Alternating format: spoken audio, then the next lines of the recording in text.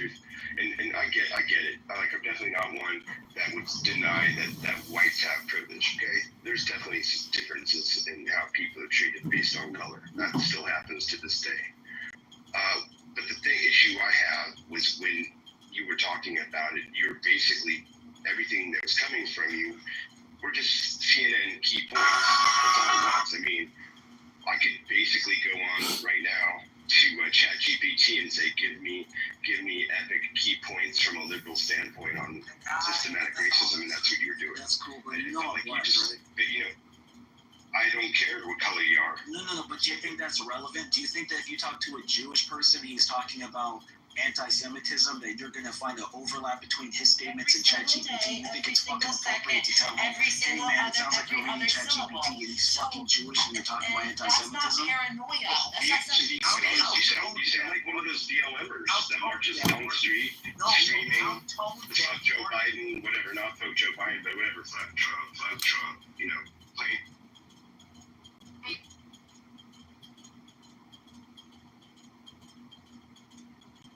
Oh my god, fuck. Oh man, why did I forget? Where was I? Uranium, right? Under civilians' homes, funded all these terrorist motherfucking proxies, destabilized the fucking region, openly poked at Israel, daring Israel in the West to stop it. That's not some sort of passive posture. That's a form of aggressive escalation. And let's be clear, Iran isn't just building weapons, it's exporting their ideology. It sends weapons to Hezbollah, it sends it to Hamas, trains militias in Iraq, Syria, crushes its own people at home. And like, you think that they treat the nuclear weapons as a defensive measure, but look at how they treated their own citizens.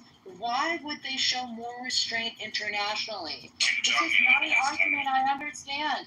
No, it's not the same. You can criticize Israel all you want, but don't insult your own intelligence by pretending that the Iranian nuclear ambition is just the eastern mirror of Israeli policy.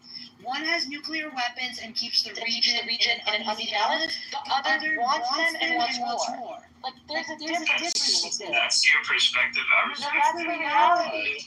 But No, you're just what you're doing is a spit in the face. No, I'm not going to say. I don't get a chance to speak. Or what? Oh, I mean, you did speak, and now I'm speaking. Is that a final point? Okay, keep going.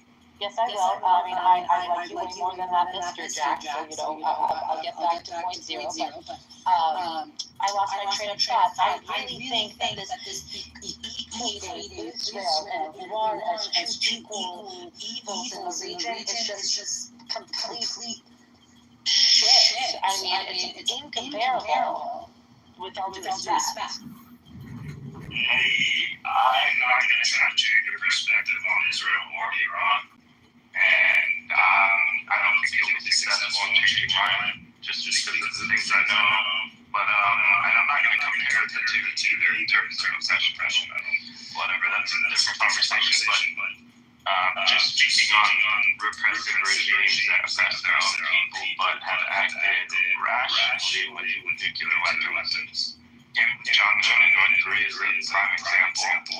And although, of course, we don't ever want these regimes to have them, it doesn't necessarily mean that they would all of a sudden, commit a nuclear holocaust or something like that. I try to always respect the Korean community. North Korea also says the same things about death to America and we can wipe you out. And that Donald Trump and Kim Jong-un literally had a Twitter beef about whose big button works better. I don't know, in the first term. Just saying, and so while I understand none of us want them to have it, it doesn't mean that they're going to automatically, as soon as they get it, use it. And you guys don't have to take this, but for whatever it's worth, I'm not Shia Muslim either. They've actually, the current Ayatollah issued a fatwa on this, like using a nuclear weapon, and they view it as haram to ever use it or even to have one of these. That's not saying that they'll never try to make one, or that if they got one, if you pushed them too far, they wouldn't use it. But I'm trying to look at things objectively here and trying to gain perspective of, yes, even the enemy, even the Iranian regime. And do I think that they would end their whole nation and generations of future Shia Muslims who could spread their ideology all over the world until the end of the world? No, I think they want to hold on to it just like every other dictator, just like every other Kim Jong-un in the world. They want to hold on to their power, and they want to continue their nation forever. And I think they both use it as a defensive weapon, a weapon to threaten other people in case they get invaded. But that's my Yeah, we see how the Shias of Ali, the mantle of Shia Islam, is really taken hold amongst the Iranian population's youth. They really are, really singing the mantle of spreading the mantle of Islam far and wide. I mean, again, I wanted to say this: the idea that Iran's nuclear ambitions are somehow not North Korea is comparable. North Korea uses their weapons to as a defense deterrent to protect the regime from collapse. Iran uses their nuclear weapons not just for protection, but to actually embolden its regional aggression. Not in this, they don't use it in the same way. A nuclear armed Iran wouldn't just stand still; it would act with impunity. They use it as a nuclear. They build in Korea. At least those motherfuckers have enough sense to go build the nuclear centers in the mountainous, remote areas. These guys build their nuclear enrichment centers in one of the most busiest cities, metropolitan cities in the world. Tehran is the size of all of Israel. I mean, what the fuck are we talking about here? nuclear facilities in Tehran. On the other side of the ski mound is that Fargo or no, Fargo's in the center of the country. There's a plant that builds the TNT that compresses the components together to set off the chain reaction. That would, if you look at that huge fireball that was set off, it was that plant that was taken up, and they strategically put it on the other side of the mountain range because of that explosion that just occurred. But the analysis of North Korea is, I think, a bit off. In order for North Korea to, and they're yelling, "Oh, the big bad Satan," the United States. In order for them to threaten us, they would have to develop ICBMs, intercontinental ballistic missiles. They have not done anything like that. They can barely fire them over Japan. Should they have them? No. But do they represent a threat to the United States of America? Not yet. But trust me, if they did, and they actively started testing them and doing stuff, I think there'll be a very different response. Now, Iran, on the other hand, is a stone's throw from Israel. You can drive a truck with a small bomb in its back thing. You could shoot one over with those missiles that they have. They're not very accurate, but they got to get close enough. So the threat matrix is very different between Iran and Israel and North Korea and the U.S. Does that make any sense? Yeah, there's some points there. I just, and by the way, I'm not coming from criticizing Israel for starting a fight with Iran, like military fight. Like, they can do that. Whatever. I'm not Israeli even. If they want to do that, it's up to them. But Not Israeli? yeah, I know, right? But the American aspect to me is what kind of makes me hesitate, because if we're just going to go in there and just do it, get in, get out, we'll do a couple strikes, take out some of their nuclear facilities, maybe you can sell me on that, but if you're telling me we're trying to regime change or we're going to get into a few year war or months-long war, no, I'm good. My best guess is that if we got involved, like a couple of sorties of B-2 bombers with those 30,000-pound bombs that were specifically designed to take out that facility. Literally, the 15-ton bombs, so that's 30,000 pounds, can only be in the B-2. Israel doesn't have one of those. Designed for that facility to take it out. A couple of those, and then the nuclear ambition program is over. So no one's putting boots on the ground. I don't think anyone's signing up for that, but that's the only outcome that I see. And right now, who knows?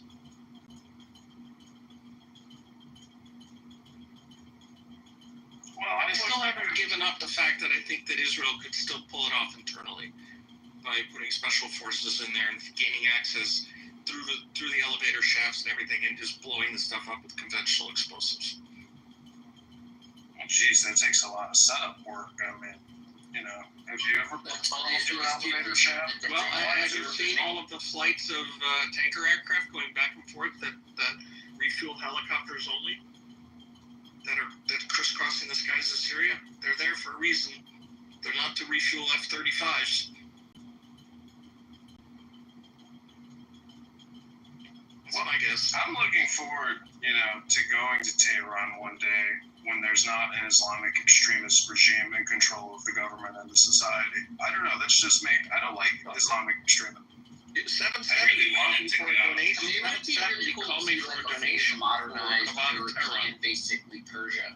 Iran still has lots of, well, not lots, it still has, under this regime, 50,000 Jews that still live there. That's true. That who are currently, I think it was like No, it's 10, around- 15, no? no, it's around 50,000 across the entire country. There's 10 to 15,000 just in Tehran. But those populations have shrunk, obviously, over time. So, again, I mean, I was just watching, I mean, this is anecdotal, but I was just watching Iran Air, like from a flight from the 1960s, and which was its first Tehran-Tel Aviv flight. That would be so corny and cute. It is really corny and cute, but it existed, and everyone's these Persian ladies.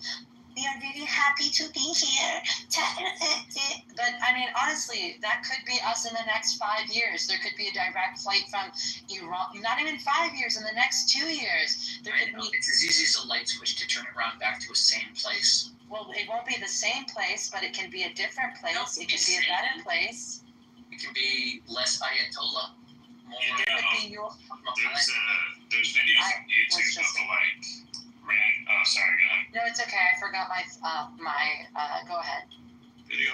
Just real quick, there's like videos of like random Westerners, like Americans, Brits, going to Iran and visiting and stuff and flying on their current airlines, and their current airliners, I guess because they're sanctioned to hell, they can't really, they're not really able to do the correct maintenance on all of them. Yeah, they're Russian aircraft. And, yeah, they're like just really shitty condition right now, but the vibe I saw of like people who traveled there and they do like their video vlogs or whatever is like the people are super nice. They've got, again, those sanctions, so like they have their fake version of like pizza and KFC and shit. But it really made me kind of want to go there before all this actually cracked off. But it looks so beautiful though. Like they still have a lot of the old like parts of ancient Iran, I guess you would say. And there's a lot of cool like architecture. Tehran is a super cool city. Tehran is a huge city. It's like, I mean, this isn't just some, bumfuck hole. It's like a huge metropolitan, it's the capital of the country. And so, it's just like a Denver because the city is placed like in it's on the edge of it's a mountain range or whatever you call it. What is, whatever. Like a mile high city. It literally is a mountain range, but it's Right, but it's like also the pit, it's it's also on a plateau. It's on a plateau, exactly. And then there's, so people, you can ski during like certain months, and then you can also like, go down to the river and like float and like, paddleboard and things like that. And I mean, of course, this is the home of ancient civilization. This is where, Mordecai and Esther, they're shrine in Shushan, aka modern day Hamadan. Then you have, Persepolis. You have a lot of things. It's a civilization and cities that, yes, are modern. There's not, they're modern cities. There's less modern areas. There's, poorer villages, more, better off villages. But I mean, yeah, like everything, people still find a way, Alcohol is illegal. Well, you go to your Armenian grocer deli and have, you have him smuggle you some alcohol for 5 times the price. I mean, yes, people still have a way to live their life, but it's not easy, and it's not what the Iranian people want, and that is the most important thing. So if people want them to be upset about it, they want them to be upset. Oh my God, Well, they're more upset about the fucking IRGC, who's been oppressing them for all these years. So all these words you've been, D-Ron. Anyway, yeah, so I'm just saying that it's a complex, interesting country with lots of ethnic groups, lots of mosques, lots of ancient, Zoroastrian fire, Atashked, I don't know what it is in English, and then you have some of the oldest Orthodox churches in these areas that are both Assyrian, and then you have Armenian churches. I mean, it's an interesting place to be. It's an interesting place to see, and it's really warm culture and very secular. And How are Christians treated under Ayatollah, under the current IRGC? Everybody has to follow the laws, like the civil laws of. Sharia. So everybody has to wear hijab. Everybody has. Even if you're Christian, even if you're Zoroastrian, Christian, or Jewish, you still have to wear hijab when you're in public. Also, there'll be special areas like where there's Assyrian camps, not like Assyrian churches, and then they have summer camps in which the walls are high, and then so people can go. They don't have to wear hijab in those areas. But, there's very special allowances of Christian populations to have alcohol, and also for the Jewish population to have alcohol for religious purposes. And so, it's all monitored. Like in Iran, for example, I don't know how to explain it to you. Yes, I don't know why people act as if living under a theocratic Islamist regime, somehow, oh my God, clap for them. They allow a Jewish representative and a Christian representative and a Zoroastrian. Look at all of this. Oh my God, amazing. How is that amazing? They're supposed to be there as figureheads and shut the fuck up and not say anything. Every time anything happens, the head rabbi of Iran needs to, shit on everything and anything that has to do with the Jewish people or Israel. They're going to get taken hostage. And Christians, well, no, tensions are so high that, there's war right now. So, who's to say what's going to happen? Right now, they already killed a doctor who they thought was a conspirator, or who allegedly had fed the Mossad information. So they're already executing people. We're in the middle of a fucking war. They're still... The morality plea, Daniel, did you see that? They're still picking up people for indecent hijab. Come on, they're still trying to do that stuff. If the war stops us from imposing our religious fundamentalist Islamic laws, the Zionists win. I got a question for Roya on Tehran specifically. It's I know it's the more modern big city, has so much history, rich, everything about it. It's beautiful, and I know a lot of the people there, they have a mix, right? It's the Iranian people, and then they have the IRGC assets that are in and around Tehran as well. And with some of the statements coming from the Israeli defense minister and even Donald Trump saying the residents of Tehran will pay the price, or saying Trump said that everyone should evacuate Tehran now, with what happened in Baghdad, which was also a beautiful modern city at one point, whatever, we took that all out and just carpet bombed the fuck out of it, and I don't know how many hours, but just brutal assault on that city. Carpet bombed them? Is there? No, we didn't carpet bomb them. Whatever. It completely destroyed it. And with the rhetoric that's coming out right now, it seems like they're making similar threats. That's not the way that IDF Farsi is speaking to the Iranian people. It's not the way that Iran International... One sec, almost done. I just want to make... He's hurting my head with the bullshit, man. Who is this? I'm just asking a question. What are you... That's not a question. That's a propaganda statement. Half of the Bro, left. I mean, go ahead, Jack. I get it. Just You trying to think get that this question out. they're gonna carpet bomb, so the people should No. stay scared? I'm not saying they're gonna carpet bomb. I'm saying, is there, with those statements that are literally saying everyone should evacuate and the residents will pay the price, these aren't, jokes, right? These are actual statements, even for people who don't give a fuck about the regime or want the regime to change. Will these statements, or if they actually do these actions, wouldn't it give more credence to not the regime, but to kind of like see the Israelis or Americans as enemies? No, because Right? because the reason the Iranian people, again, I don't really know how to explain it, have been pushed to the point of actual mania, where you oppress an animal, beat it, hit it, keep it captured, break its will for freedom, break every part of a human that makes it human, and cage it. The Iranian people are more upset about the fact when Iran, these Ayatollahs, poke at the U.S., poke at Israel, and they know that these guys are godforsaken assholes, right, who do not even create bomb shelters for their own people. Go ahead and build their own nuclear enrichment centers near some of the most highly densely populated people.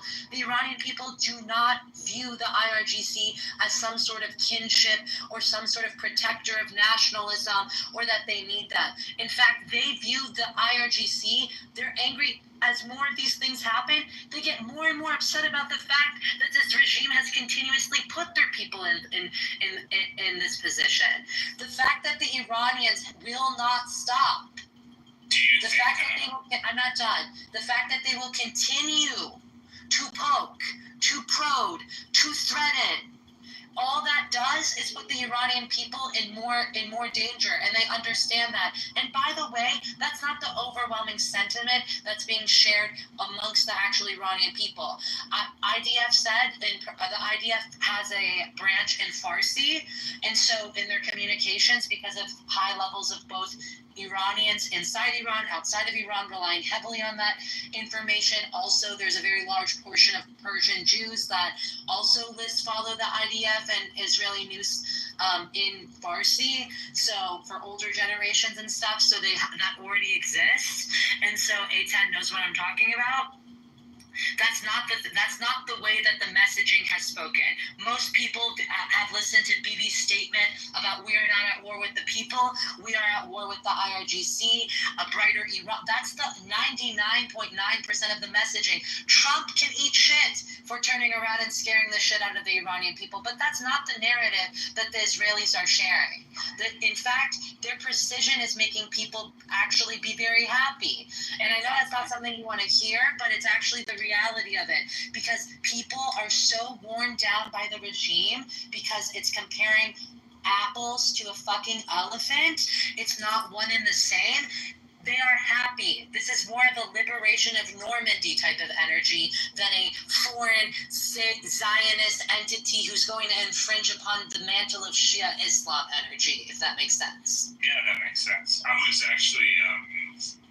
actually saying how impressive and surgical the first Israeli strike on Iran was. The fact that they went after those scientists and chief of the IRGC. So I'm not even coming from that angle of demonization or whatever. You know what I mean? I'm just coming at it impressive. from Totally, I get it. I'm just saying that they have been precise, right? And so yeah, and by the way, I'm not very aware of whatever propaganda the regime's spreading. I was just referring to, like, of course, they're still not going to fuck with the regime in any case, but, like, the specific statement about, like Trump, and also the one from the Israeli defense minister saying the residents of Tehran will pay the price. Now, you can read that as the IRGC guys who are in Tehran, who also live there, or the people, and I just I get weary when people start making statements like that, because to me, I think if anything happens, Tehran, aside from the IRGC assets, shouldn't be there shouldn't be a method of, I don't support a method of destroying Tehran to accomplish. We are in agreement, Jack. I'm just saying that for one defense minister who may say something like that, you have the prime minister saying something that's the complete opposite. And so far, and I'm not saying people are not scared, that type of messaging isn't scary, that Trump should have not opened his big fat mouth, but we all know the way that Trump actually talks, and we also know who's actually calling the shots right now. It's not the United States. Show a little respect to your president, young lady. We know that this is the Israelis, and again, I understand that's one out of 100 different messages that are coming from the Israeli side that are very clearly showing that we are trying to be precise, we are trying to protect, and that's the same news that the main news networks. You obviously can't trust the internal, news, right? Because they've been bombed, one, and two, they've just been infiltrated, but also the top Iranian news networks that Iranians inside of Iran watch that are outside of Iran are also, right now we have Babak Akhshanian, who's the main correspondent between Tel Aviv, Iranian reporter who's live and is reporting straight what the Israelis are giving to the press to report, and none of that messaging is remotely scary in a meaningful way that makes the people feel like they're public enemy number one. So I'm just saying, I get it. There was also something that one of the I guess parliamentarians had said that was warmongering, and then later on he came back and walked it back. Of course, people are going to say stuff in moments of war. Also, the mullahs and the Iranians are saying things in this moment as well. We're going to crush the Israelis and we're going to wipe out Israel off the face of the map. I mean, everybody is saying something, but that's not the overwhelming rhetoric that's coming out from the Israeli side to the Iranian people. That I can assure you. Yeah, I hope it stays that way. Because I feel like it would only do the bidding of the regime if they started going the other way. So, but anyway, I have a meeting I gotta prepare for. But it was nice talking to you guys. I appreciate it. It was nice talking to you, Ben. Talking to you, Jack. Yeah, it's nice You talking guys to you. take care. Okay, I'm tired. You guys do this every day? No, it's not every day. Not every day. I don't. Jesus Christ. God. It is exhausting sometimes, especially when you have people fighting you in the rooms. It's horrible. But I know, like yesterday, we had more like a more philosophical type of room, but it was cool. Like we have not allowed too many retards on the stage these past couple of days, and it's been different. It's been more relaxed. I mean, I'm just saying, a lot of the people that I know are right now up in the north in their 1960s retro villas partying right now. I know that's not everybody. I get it, but there's people are excited and scared at the same time, and so nothing at this point is going to make people revert back to the regime who has killed its people more than anybody else, more than any sort of disease, more than any sort of foreign entity. I mean, the biggest threat to these people has been the regime itself, and that's undeniable. Undeniable. That's not something that only one part of Iranian society knows.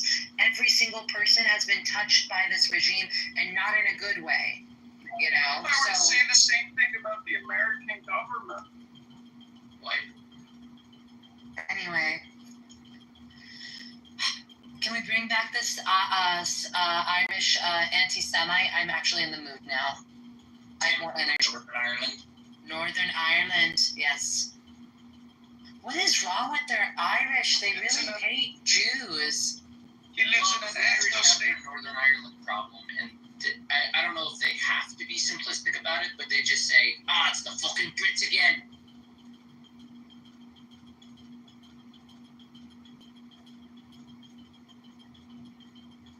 I mean, I don't understand. I think you can make the argument that everything you're saying about Iran, you could say the same thing about the United States. I mean, war is erratic, but it's political. So essentially, it's all propaganda. And if I wanted to say that the American government is the biggest enemy of the American people, a lot of people agree with that statement. Same thing like you just You would actually you would have to provide quantitative, qualitative, and empirical evidence, and you would have to see where it weighs against human rights violations. I mean, for example, do we have gender apartheid in the United States of America by law?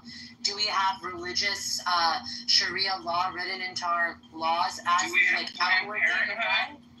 do they have So are you going to listen, America, whether you wanna completely break down its institutions or question them, that's one thing. But to sit here and pretend that you are living with all of its motherfucking flaws, to compare the United States to an autocratic, theocratic dictatorship and say that your rights are equal to the ones living under the IRGC, it's one, delusional, two, wrong, and also three, reductive and dismissive. your opinion that it's reductive?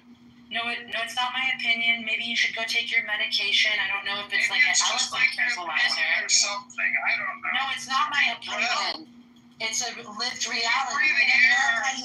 Shut up. You have a free market here. You have the ability to participate. You have the ability to vote to a certain extent.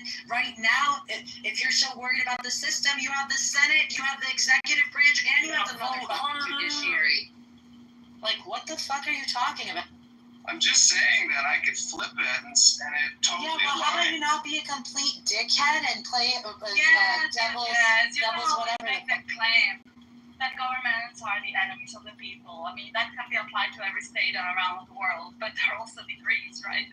And the United States is today the last bastion of freedom that there is in the world. Like, they respect individual rights. Yeah, I think they have to work. How about you visit Iran right now? Problems, and I don't think that any government is perfect, obviously. Also, I mean, like, if you want to go deep into it, I mean, tax is theft, right? So that is disrespect of individual rights. But in all, I mean, like, people can express themselves. There is respect for people's beliefs. There is respect for freedom of speech. There is respect for bearing arms, etc., etc. None of these rights are being held in Iran, right? I mean, people are being completely oppressed, and they're being killed in the streets like rats. Sometimes when they offend the government, or they break Sharia law. You don't even need to compare to extremes. You could say, go live under Maduro for a day. Go live under. I was thinking of Venezuela when you were talking. Yeah. When you were talking about the animals being broken and put in cages and whatever. I was thinking let me ask you a question. Venezuela. I want to challenge with a question. So, not comparing the United States to Iran at all, to that, that's it. But if, for example, a government like the United States, not a government, like a country like the United States, decide, for example, as you said, the right to bear arms, which is amazing. It sounds like a right. But at the end, it's also resolved in, like, I don't know, mass shootings and school shootings. So at the end, it's a government decision that others might say, oh, I don't like it. Like, it's a balance at the end. Like, one freedom sometimes comes on another. Like, so here people die by the government, and here the government allows for people to kill each other. But at the end, but it's not legal arms that are killing other people. It's actually arms that have been gotten in the dark markets. So never when you see a school shooting, is a legal arm. Why do we see it mostly in the United States? There are legal arms everywhere in the world. Oh yeah, but obviously you see more because there are more guns. But it's not the guns. It's not the existence of guns that's creating this. It's the existence of crazy people. Look at the UK. They don't have guns anymore, but they're stabbing each other. So the problem is the sick people. Is 40% of people are always going to find a way of killing each other. Yeah, people in US short from poison. 40% of the U.S. economy is based on borrowed money. Hold on, Switzerland is the third country in the world with more guns per capita, only after Yemen and the U.S. And so, do you see a lot of shootings here? No, right? Why? If we have a lot of guns per capita. It's because people are not crazy. There are rules in place, and people are educated, and people are not crazy. I think not it's enough the no. for the So rest. strict immigration policy. I think they're dwarves That also. for keeping the peace in Switzerland. Yeah, that's also true.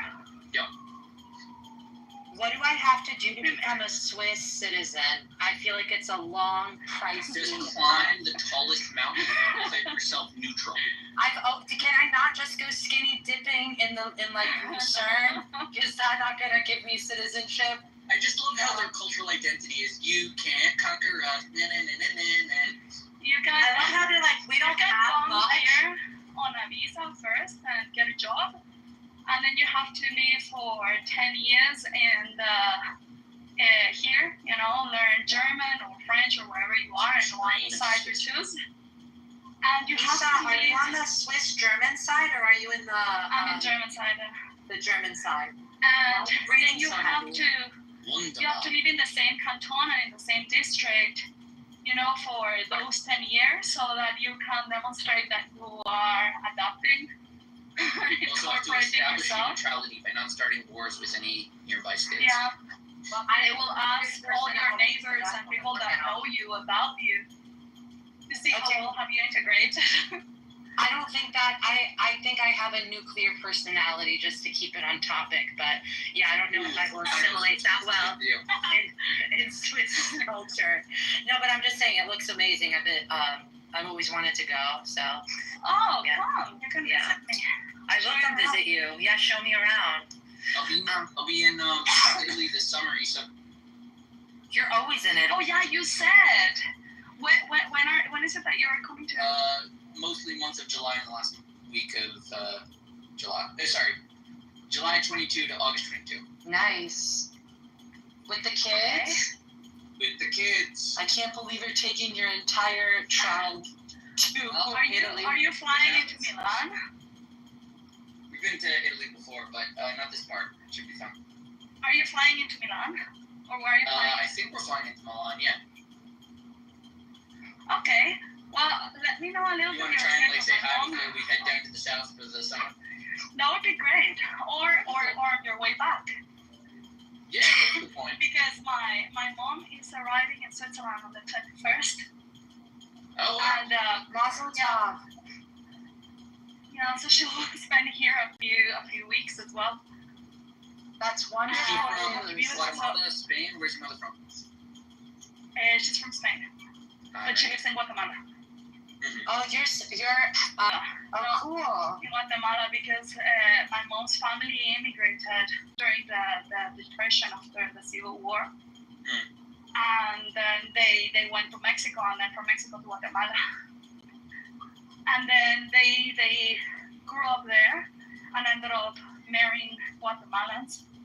And just my auntie, she went back to Spain when she was like 16 or 17 to study. And she stayed in Spain, and so she married in Spain. And my cousins from that auntie, they are Spanish. But all the family of my mom is in Spain. That's So she'll come here. yeah. Oh, and go to Spain. She'll come here for a few weeks, and then she'll spend like 3 or 4 months in Spain with my That's auntie. good. That's so good that at least you have an aunt on the same continent, close to you. Yeah. Yeah, that's a good thing. Yeah, she's like my second mom. Perfect. So I assume that you head down to Spain every couple, whenever you can for fun or. Yeah, I haven't seen her like in 2 years, to be But honest. still, 2 years, better than 10 years, Yeah. So Yeah. why are you breathing so heavy? The Swiss, because she's Yes, on the I'm mountains. walking up The a Swiss hill. can't be bothered to extend their mountains down to the lower people. I went out for a walk in the mountain, and it's too Are you hot. working out, Issa? I Yes, told you I do. I just don't tell it in Clubhouse, funny. She works in sports. She can't be ugly and fat. She has to be hot and fit. That's No, yeah, I'm a bit fat, but. No, you're not. Shut up. What did I want to say? Oh fuck.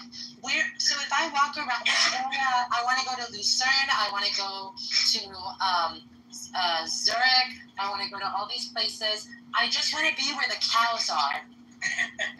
Just Oh, yeah, where they're the cows everywhere. are. Want to get some Yay. good fresh. They're everywhere. Actually, here where I go, I always go for long walks in the mountain that is behind my apartment. My building is like facing the city, like a big road. But then if I walk 10 minutes to the back. I hit a hill, which is where I am right now. And I just go for walks there. There's a farm. And you get to pet the cows and, the chickens and play with them. I get raw milk over there. You guys, I like Adam. I think Adam isn't bad. Like, I'm not going to say I like him, but... Which sorry. Is his name not Adam? The Jack guy. He's not as bad faith. I'm not usually in the discussion. I don't know them that well, but his voice sounds familiar. The one that had like the happy pchi. That one sounded like Mike. Was that Mike? The gay Mike or no? I don't think so.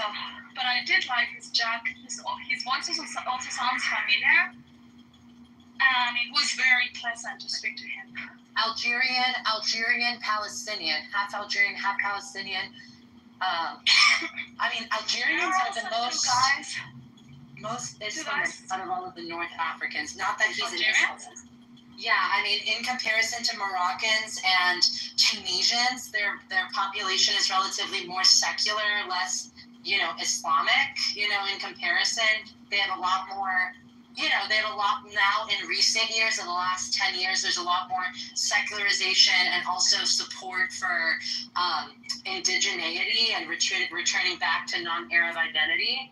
But Algeria, they also have an Islamist government in place, so... a lot of people are tied to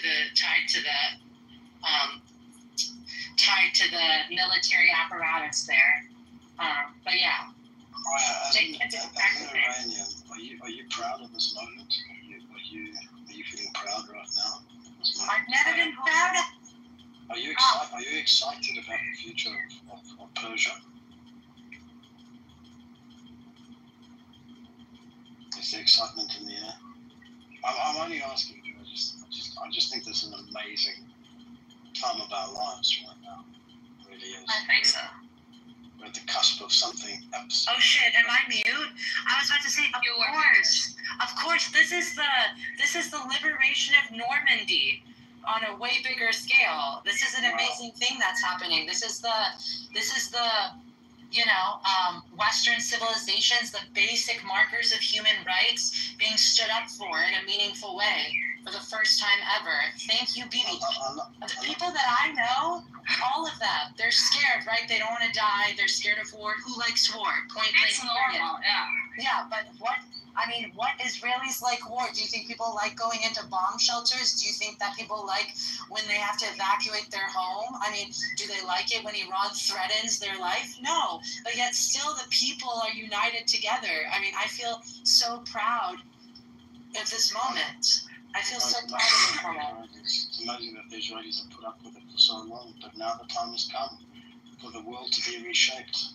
Yes. It's fucking unbelievable. It's unbelievable. It is unbelievable. I'm just going to say so many Iranian Americans ended up voting for Trump this time because a lot of them, which by the way, that's, not very usual, but after it's like, dude, Biden, who was about to hand them millions of fucking dollars, okay, was just about to hand them money.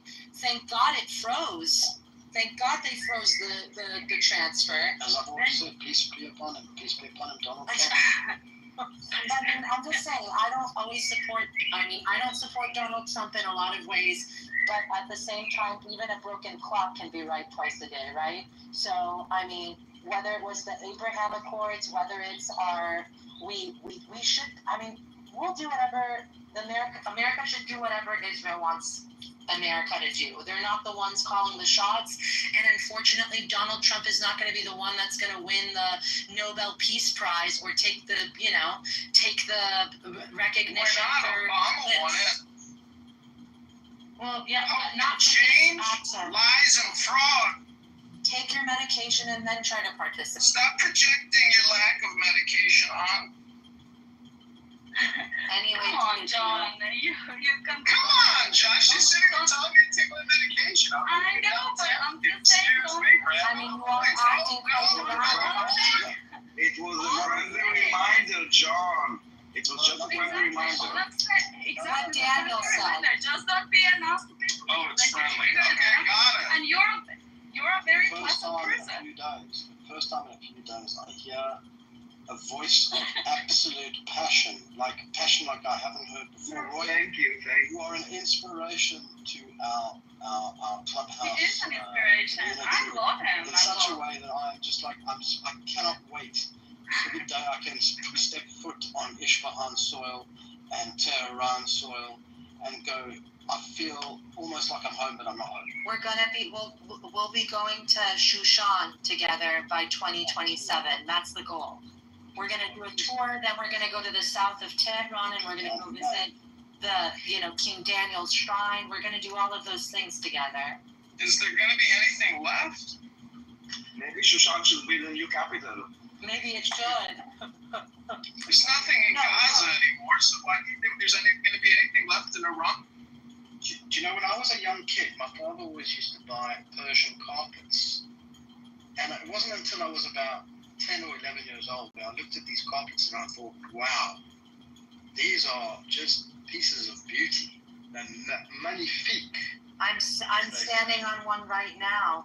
Actually, one of the things that is crazy, that probably the Iranian, whoever comes into power afterwards, one of the top priorities. Well, this is right before the revolution, the Israelis and the Iranians were working on the technology around desalination. Like, put all of the political stuff to the side. Like, the region, there's an ecological crisis happening across the Middle East, and we really need to be focusing on that. And, the Israelis were helping the Iranians with a multi-million-dollar desalination project because Iran suffers from a water crisis. So that's actually the next thing. There needs to be an exchange of science. There needs to be exchange of agri-tech and all of these things. And also there's a lot of successful Iranian Jews in America, all across the globe, tech moguls, the guy who owns eBay, the guy who, I can't think of all of them off the top of my head, but, they're wanting to invest, and I'm just saying that, who knows, maybe, I don't know what's happening with Elon Musk, but, who knows what the future could hold. I mean, we could have a brighter, more cohesive, less Islamist, more secular, more open, more modern region where people are allies and everyone makes each other richer. That would be so much better, right? If we could all just help each other make more money. An extension of the Gulf. Yes, let's make money. Let's not be poor. Like, no, who wants that? And I want that. You want to start to make the Jews? Yeah, everybody become everyone can learn to be more money savvy, honestly. Well, there's no problem with that. Oh, I heard a joke this morning. It was something like, why the Jews make good at football? Since when? Because it says because they always get a quarterback.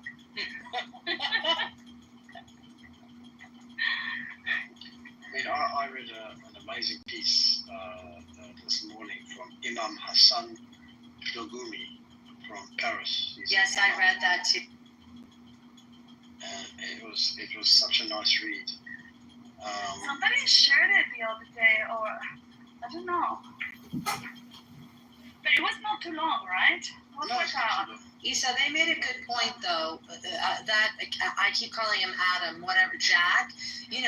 Batar also needs to kind of be, Batar is also dangerous, They're not a good faith player, but again, all of these guys, there's levels to this shit, you know what I'm saying? I just really don't like when they take away that, everybody is bad, everybody has corruption.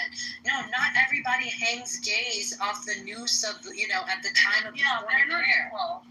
They're not equal. What are these? It's like, and they do that to reduce it. Qatar likes money, they like business, and this is what Trump is doing. He's getting them into a business partnership. So when you have got a business partnership, that becomes stronger than just diplomatic relationships just for the sake of getting along. Then you put some interest, you put some meat on the bone, It's like, okay, yeah, let's do this. Let's make the risk worth billions or trillions, so none of us is gonna mess up with it.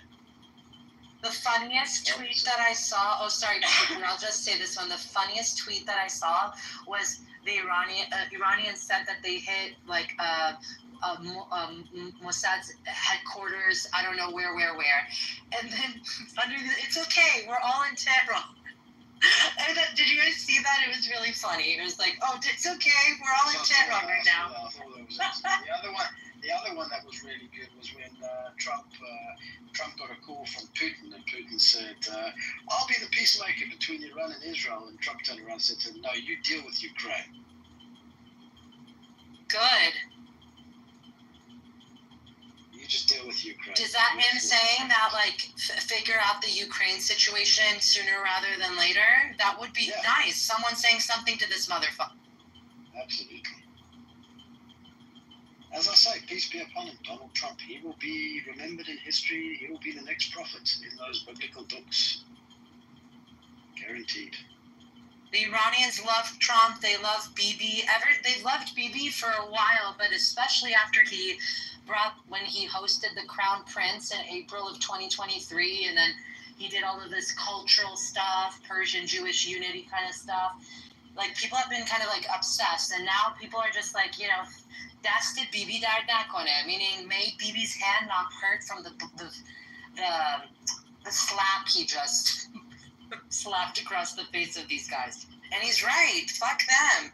I hope they choke on some donkey dick and die, honestly. But you know that these Iranians now want to go to the White House because they're so shit scared at the moment. They don't know what the fuck's going to go on. They want to do a deal now. When it comes to the White House. A little too late. Fuck you guys and fuck your deals. You're about to die. Get ready.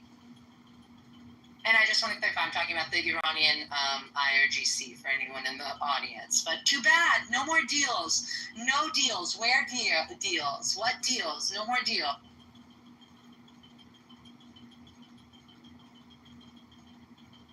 What deal could come out of it right now, Pikachu? What deal? This is what he said. Hold on.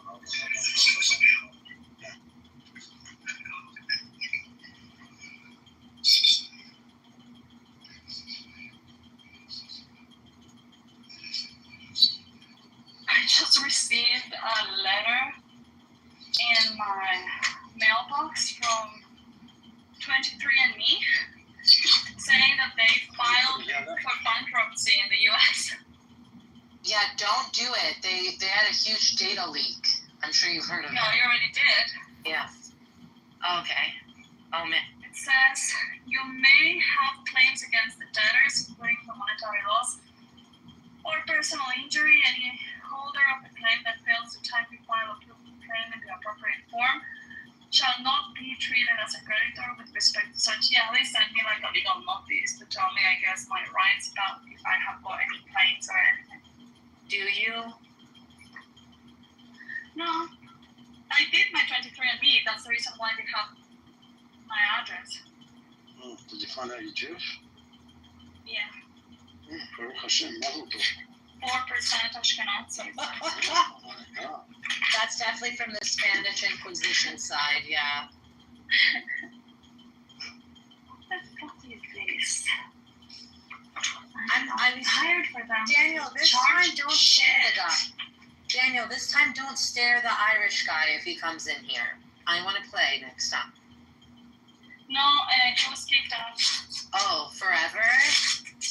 And yeah, from the room. But next time there's a room, I do want to come in here when he's in here. Are you gonna? It's like a high stress situation, and all of us want to shit on somebody, and he's the perfect specimen to shit on personally. Which Irish guy? Which one? What's his name? Some weird Rambleton.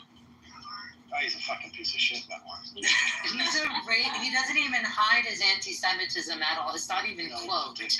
Yeah, he's just straight up, I fuck the Jews type of energy. The other one is Rickson. Rickson the American. He's also another one. Who's that? Fuck the whites. Fuck the whites, fuck the Jews. Hates the whites, hates the Jews. Oh, he's black? Oh, well, black people don't like Jews or white people sometimes. Everything in black culture in America is the Jews' fault. apparently. Everything from Motown. Oh, these Jewish music executives were shoving drugs down the throats of... What about the liberation? No. Only oppression.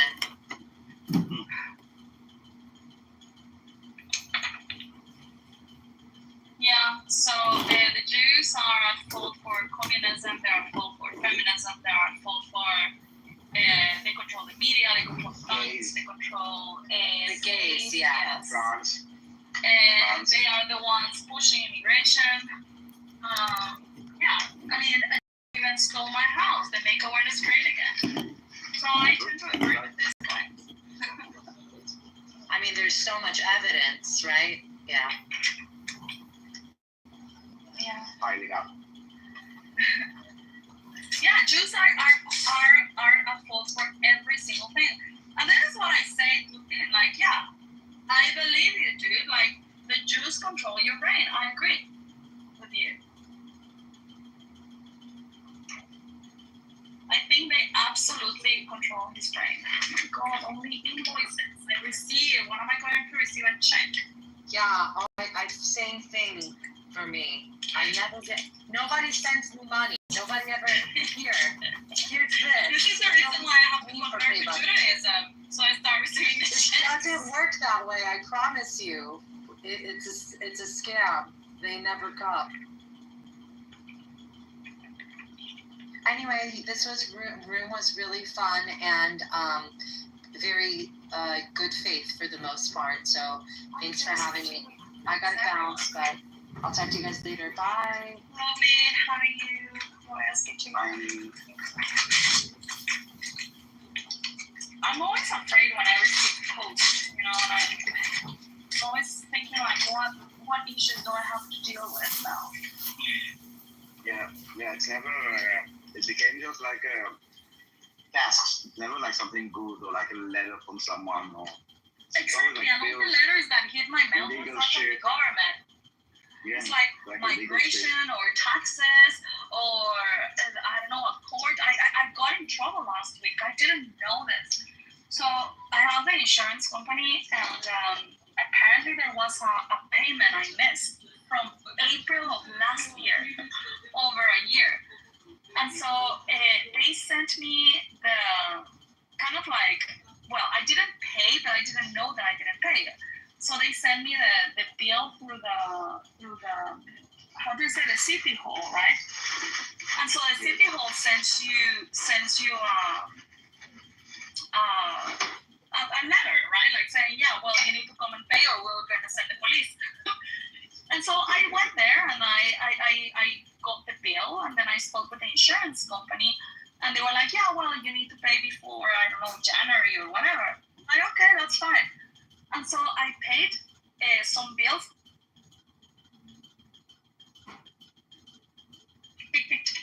And I paid, I think, like 3 invoices in advance, you know, just like to be sure. And I'm just like, okay, I'm going to pay like 3 in advance because you receive like 5 at a time and then you just start clicking on them. And so I paid like 3 invoices in advance. And I was like, okay, this has been done, you know. So last week, I need to, well, I am processing right now my permanent residence, and they asked me for like a printout of the record of debts, right, that I have, like my credit score or something. And I went to the town hall, to the city hall to get it. And there was this sheet still open from the insurance. And I'm like, no, I already paid that.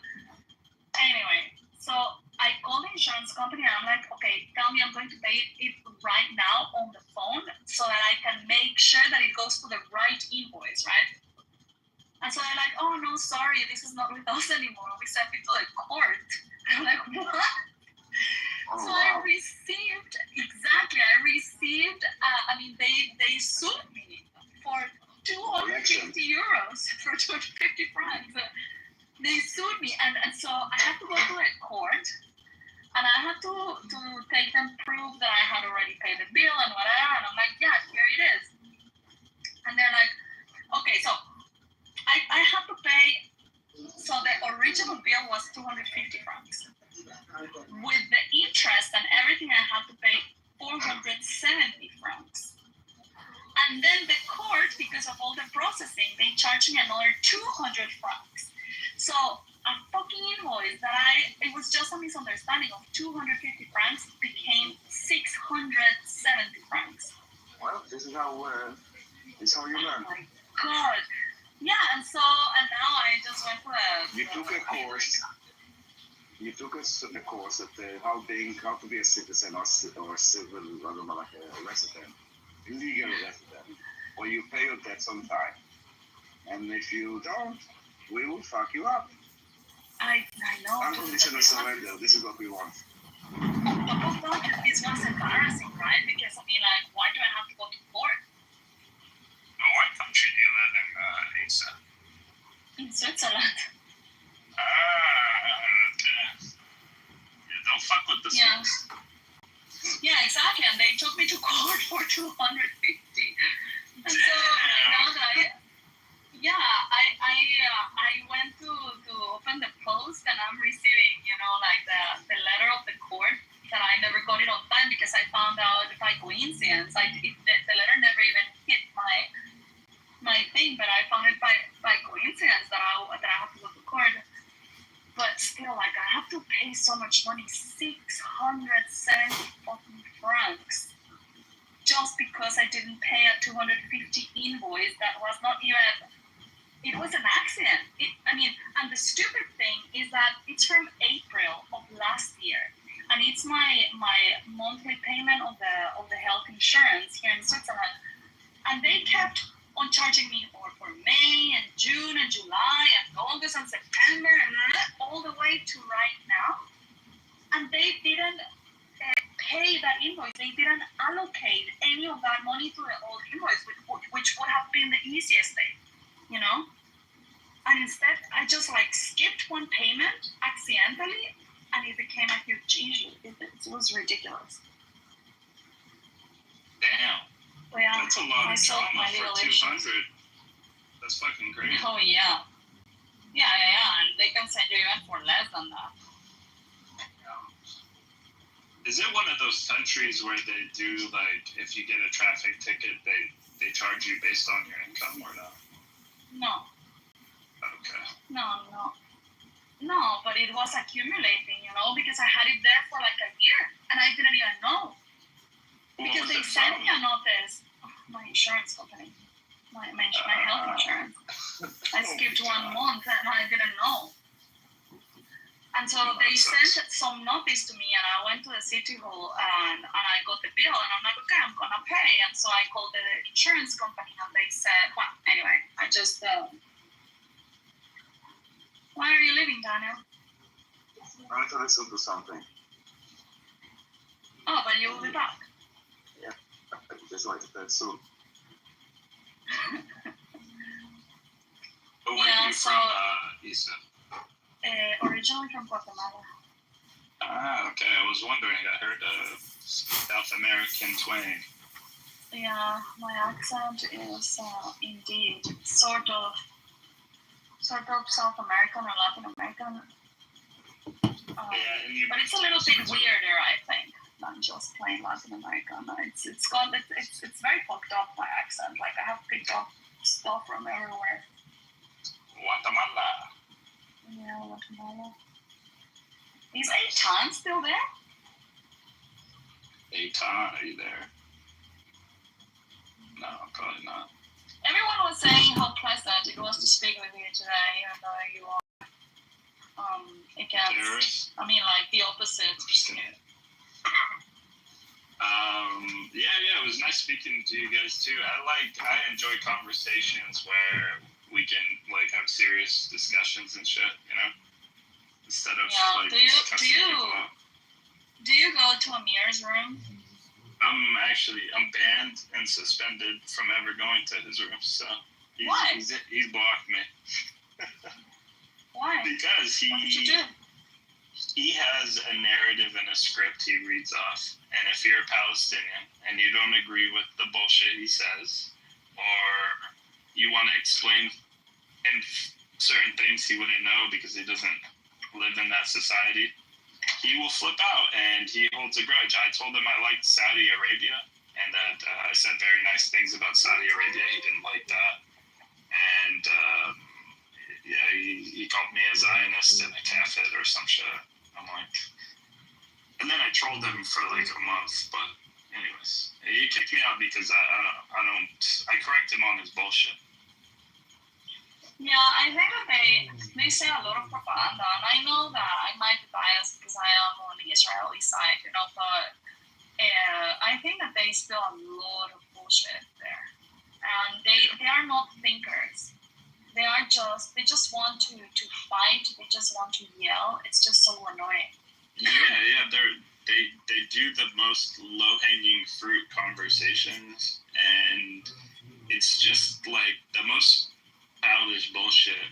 And so, like, to me, when I would go in those rooms when I was allowed to, I got the vibe that if you came in and didn't know anything about this topic, you would leave a hardened Zionist, because the shit he says is so ridiculous, and the way he treats people is just retarded. So yeah, he has never treated me badly, but I don't really go there. I have been there like 2 times or so.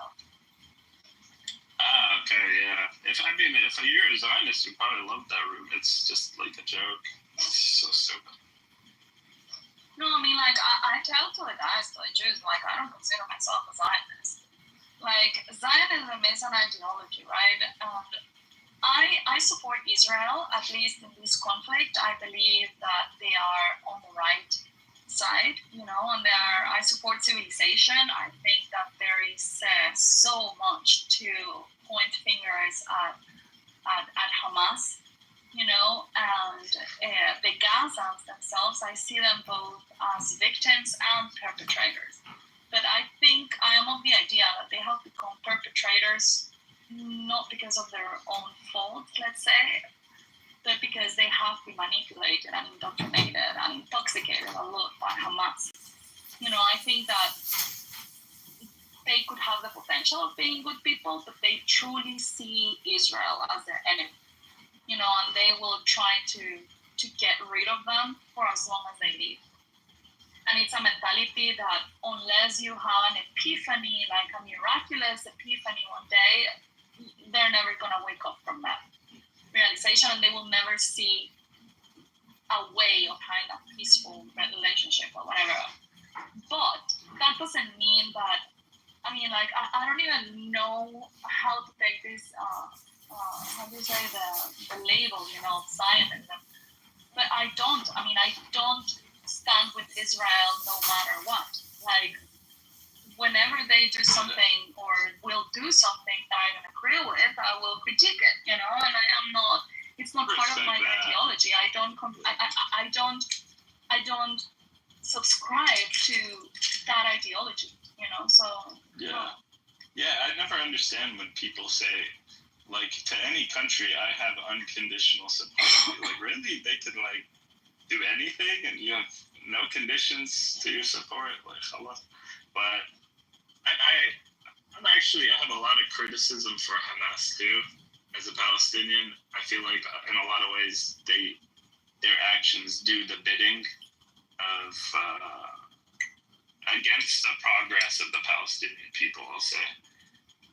But I think also that the Netanyahu found it a very convenient place for Hamas to be was Gaza, so he didn't have a problem with them being there until obviously October 7th.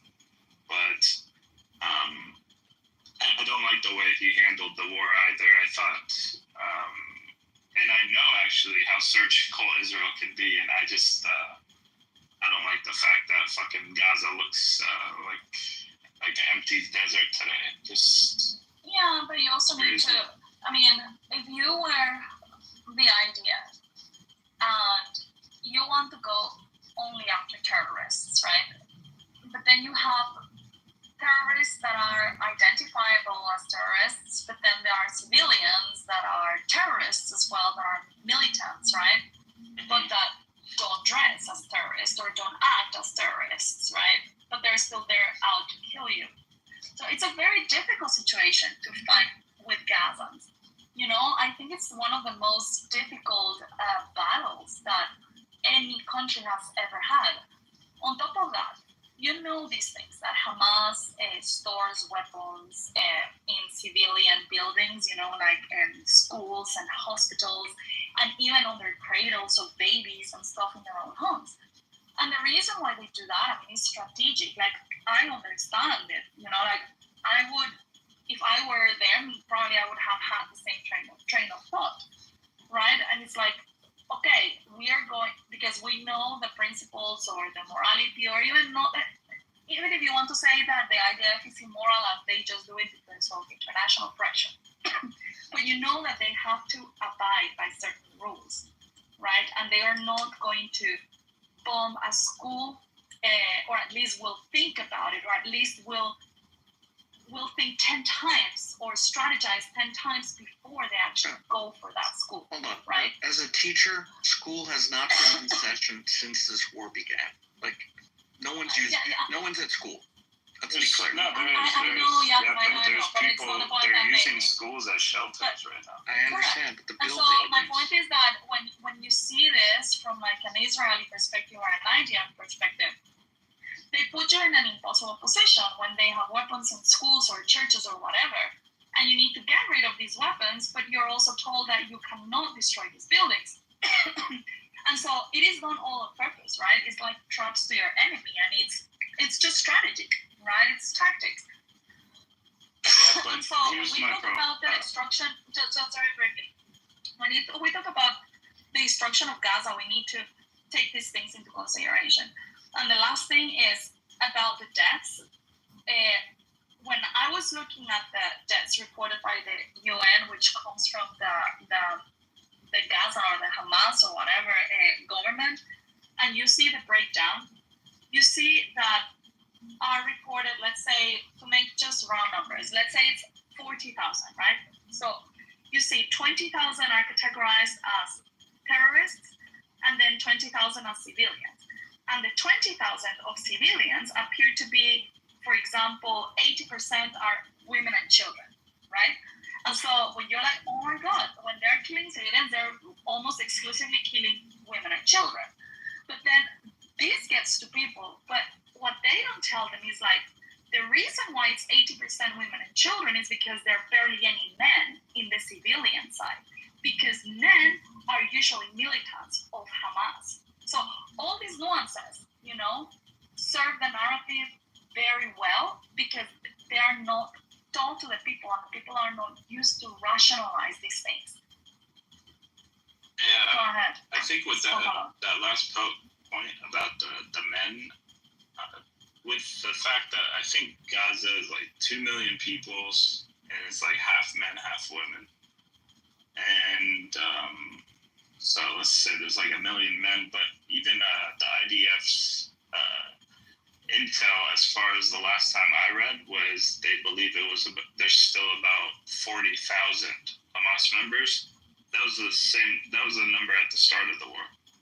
So I don't think it's safe to say like most of the men are Hamas or part of Hamas are fighting. I think it's like a very, very small minority, but regardless of whether it's Netanyahu or Israel's breaking any war crimes or not, I just think, just purely off of the aerial photos alone, honestly, I'm not okay with that at all. I thought that, you know, pretty much every build, like there's entire neighborhoods, entire cities that just got destroyed, so I'm not a fan of that, and I feel the same way about Tehran. I don't think that should happen either. Like, I don't think they should go and make it like Gaza, because that's when you start losing support from people, in my eyes. Like, when you start going and taking out, like, entire neighborhoods or towns or something, that's not good, even if there's no one there, you know? Like, it will not happen in Tehran. It's not happening. No, it's only because I'm trying to say there is a reason why this is happening in Gaza, and it's part of the warfare that Gaza is doing. That they are using, like the buildings. Like, I don't think that you understand how many IEDs, like explosive devices, that are like planted like all over the Gaza Strip.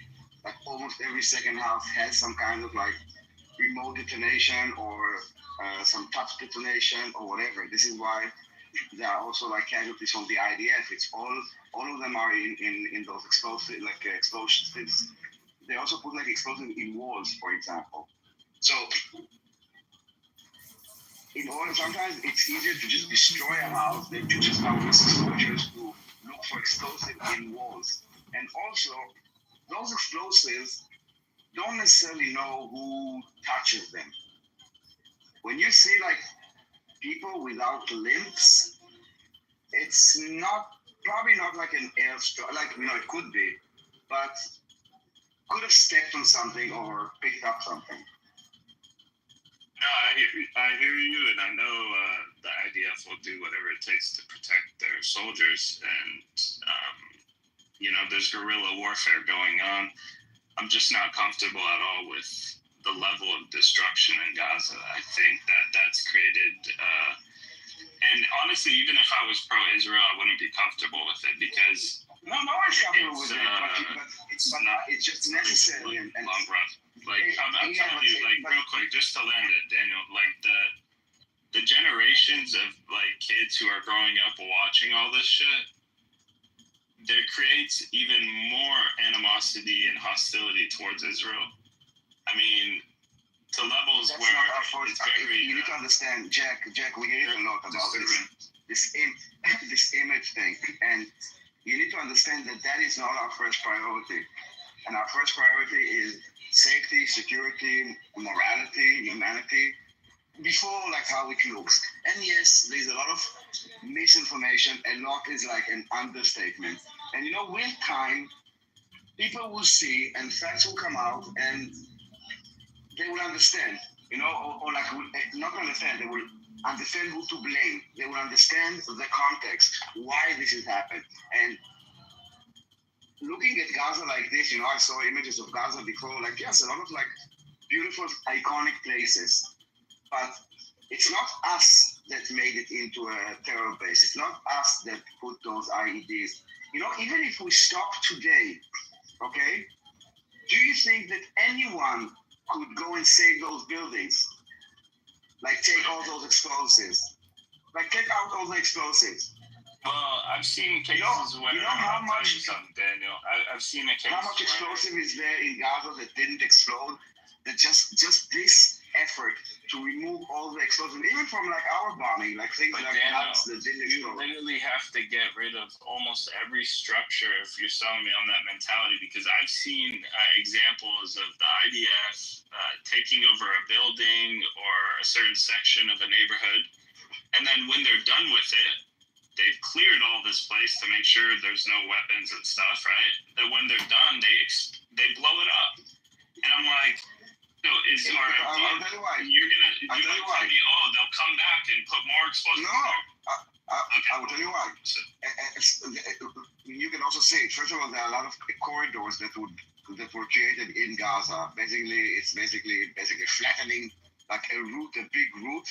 So there will be a place for the IDF in the middle of the corridor and enough space to not be attacked. So and I understand that it's like goes in the way of buildings, but this is a war that this is the only way to fight it. And I think that all the blame that people have on Gaza at the end, there is a reason that it's happening, and it's not because of the IDF.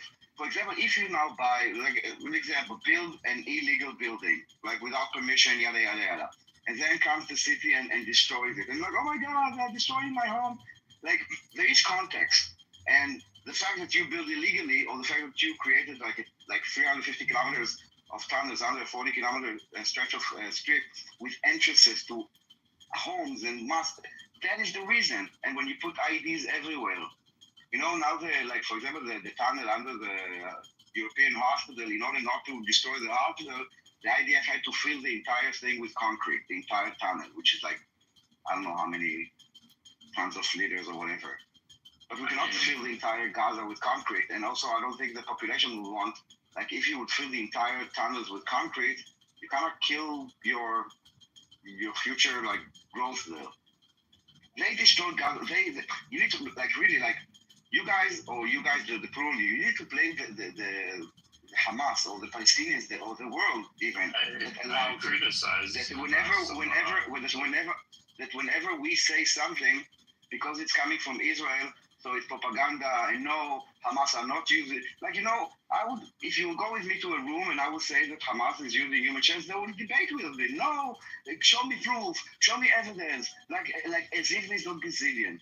No, I don't care about those idiots. It's not that. It's just you get like Hamas does in a way do that, but you guys do it to the Palestinians too. And in my view on it, what, do tunnels? We do tunnels for them? No, human shields. But my critique, my issue. Well, I'll get into it in a second. I'll show you in a second. But the guy with the car? The guy with the car? Just a second. What I'm saying is, fuck, man. I'm not holding you to the standards that I'm holding Hamas to, which I agree with you, does stupid ass shit, and I have my criticism. But the shit I've seen the IDF do and the way that they've carried out this war, there is a better way, and it's some of the shit I've seen is despicable, man. Like, genuinely despicable. Without context. I'm not just one of those people who retweets and keeps scrolling. No, like if you're talking about a soldier, that blew up a building, that is not like a soldier doing whatever they want. No, you know what a big operation it is to blow up a building and how many different units are involved, how many approvals it needs to go. And then it's presented on TikTok like, he's enjoying and blowing up a building. It doesn't work like this. The despicable thing that the stupid soldiers do is those stupid things that they do with the lingerie, okay? That they take the lingerie and they'll do those photos. Not professional, not like, I don't know, like despicable, whatever you want to say. But the blowing up a building, you're just missing out the context. And I don't have the context, but I just know that it's not like a guy decides to blow up a building, like take his gun and like shoot the building. I'm just saying, Daniel, the whole thing, I'm sure you could justify everything you guys did. But just because you can justify something that's horrible, I don't think you should do it. Because I don't care what you say. I think reputation does matter and action does matter. And that's why people even come online and talk about this stuff. They want to, that is not true. Preserve the something reason that they talk about this, understand certain things. But wait, one sec. But my issue is that we're watching horrible things being done, and we all know there's a better way. And the level of brutality is the issue here. Like, you have to understand, we're looking at. Listen, I know what you're looking at. You are being fed this. There's a reason why you are overwhelmed with those images. Dude, like, I know all this. I to be able to speak, man. I just want to make my point, and then you can respond. But I'm saying that you're looking at this from the perspective of this Israeli, and I try to look at this in your perspective, my perspective, the American perspective, who's not any beef in this fight, but just watching. And I can tell you, like, the way that it's conducted makes it look like this brutal superpower is just relentlessly brutalizing 2 million people in Gaza, which is a I got the point. That's the. Yeah, I know. Listen, dude, believe me, I'm more aware than you about the image that is being presented and the skewed image that is usually lacking context and it's meant to evoke emotion. This is the war that Hamas is fighting with their propaganda arms, huge propaganda arms like Al Jazeera and others. And Al Jazeera would say something and then groups like Amnesty and HRW or like some like the Albanese from the UN will jump on it, will echo it, and it becomes facts, which is complete nonsense. You've seen horrible things. This is the first war that is being fed to you, but it's not the only war that is happening. Okay? You can also see compare it to other wars and the reactions of people, and you will see that a lot of it is manufactured in order to evoke emotion. So no, image do not matter as much as facts on the ground. And I will tell you also, image is not more important than actually being alive. and you say like, it's not a good thing. Compared to what? What is the alternative? Because the alternative for us is them doing exactly what they have been working out to do from all over. Like, what the fuck do you think Hezbollah is? And Hamas and the Houthis with their slogan, death to America, death to Israel, the curse on the Jews. Like Iran saying, like, we'll wipe out. Like, dude, read the fucking room. We are not hallucinating. They are saying it, and if you speak Arabic, you can hear it even in the original language, as they say. Like, go and stab a Jew. We are fighting an existential threat here. Not more than threat. This Hamas and PAJ and all those said that they will do this genocide again and again and again and again and again and again. They provoked it in order to get those images, in order to harm Israel. They knew exactly what they were doing. This is why they're sacrificing the people. I didn't say, it's not, no, you fell for it. You fell for it because you, instead of saying Israel did it because they are just, like it's justified, it's moral, it's humane, it's legal to go and get your arms and you will say, no, hold on, let me finish. You fell for it, but you are blaming Israel. You are the useful idiot, not us. We are doing the thing. They're threatened. They did it, they still. I didn't call you. I didn't call you idiot. Useful idiot is a general term that's said that you are used without knowing. Yeah, okay? it's a term used by your manipulated with emotions. You still call me an idiot, but I'm just saying. No, but it's still. Okay, my God. Listen, you're just don't like. Don't be so sensitive. It's just like they're saying that. Google it. Google it. I didn't call you an idiot. I'm saying that you fell for it, not us. The trick that Hamas said to exploit people with the humanitarian sentiment, you fell for it, my friend. It's not. You are the one here blaming us. You are here blaming us, and blaming us is basically exactly what they wanted, to vilify us, to demonize us, to ostracize us, and it's good for the cause. Let's be honest, all those deaths are good for the Palestinian cause because Israel bad, big Israel bad, but it's not true. And you know what? The world actually can see it in Iran and how accurate and how delicate when it's not the same, when they are not using terror tunnels, when the population is, well, nowadays, like all this commotion, the population is uprising against the regime, not against us. In Gaza, it's not the same. You need to acknowledge the reality of what is happening in Gaza in the last 8 years, at least. This indoctrination. Because I want to respond to. I finished. Alright, so number one, Hamas, I mean, if you want to say, the population in Iran versus the population in Gaza, Iran hates their regime and they've shown us this. Population in Gaza has had a lot of different protests against Hamas for different reasons.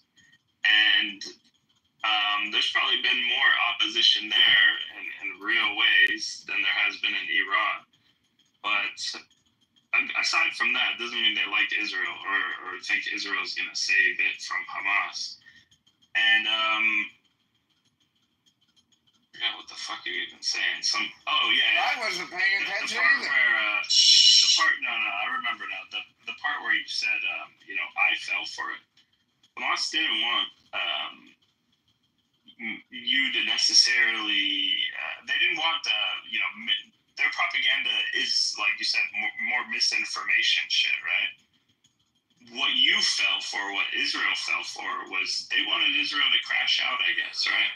They wanted Israel to act emotionally rather than strategically, and less surgical, and less clever. Because we've seen what Israel can do when it wants to be the IDF, the Mossad. Hold on the most clever operations I've ever seen. In what case have you seen Israel acting emotionally? It's just to expand the point you just made. I'm trying to just keep it to the thing real quick. I'll land shortly. I'm not going to talk long. But I've seen how clever they can be. If you want to talk about emotional, you need to put emotion in your voice. What? Oh, because I'm monotone. No, just let me land. That's a stupid comment. Basically, I've seen how clever and surgical and impressive their capabilities are and what they can do and how they can operate. And you can't convince me what you guys did in Gaza was any of that, and I think they succeeded in making you, kind of press the red button, not just on Hamas or all of Gaza, but on the proxies too, which some of it ended up working out pretty well, man. Like I said, you guys got to consider, I'm one person with my view on this. Exactly. Whichever way we would have responded. You said a lot of things too, Daniel. You said a You lot got of the things. dumbest profiles, bro. I'm gonna keep picking you until you fucking have like some kind of profile that works. Whichever way we I would don't have know why you responded. choose these horribly ugly fucking photos. Do If we'd not done it something surgically, we would useful. have been questioned. If we'd done it surgically, we would have been questioned. If we'd done it emotionally, we would have been questioned. Whatever we would have done, we would have been questioned. So it makes no difference. But this is why Daniel was telling you, saying that it's not same with Iran, and this is the reason also why I was telling you why it has been so difficult with Gaza, and I think that you agree with that view. And yes, we might agree that it's horrible to see Gaza destroyed and that it's gonna take a toll, emotional toll, whatever, on the people. But this is gonna reconstruct at some point. I know it's not like the perfect answer, but in the end, Hamas is a very difficult target to hit, dude. And I know that you can appreciate that. Like, yeah, I saw what they did to Hezbollah and how they took those guys out. Like, although I do criticize that attack as a terrorist attack, it was a lot better than just going and bombing a whole bunch of whatever buildings. But it was never. Hold on. I'm trying to reply to him. Hold on. Pikachu. The operation that we now see has been in the making for like 20 years, okay, that we see in Iran. The planning was, they had a date, and then it was pushed, and there were meetings. It's nothing compared to a genocidal surprise attack on 7th of October, okay? Second, the information that we have in Iran is significant, also because we are there for 2 decades, and because there are many, many people there inside that are helping us. Not the same in Gaza, okay? The people operation also, it's something that was prepared in advance for this day, okay? And it's just one thing that we were able to pull off that with the Mossad. The rest was with military force. Third is that when we target the people in Iran, they were in their homes, in buildings, like normal people, or like in their military bases, or in their like government buildings, not hiding underneath in tunnels.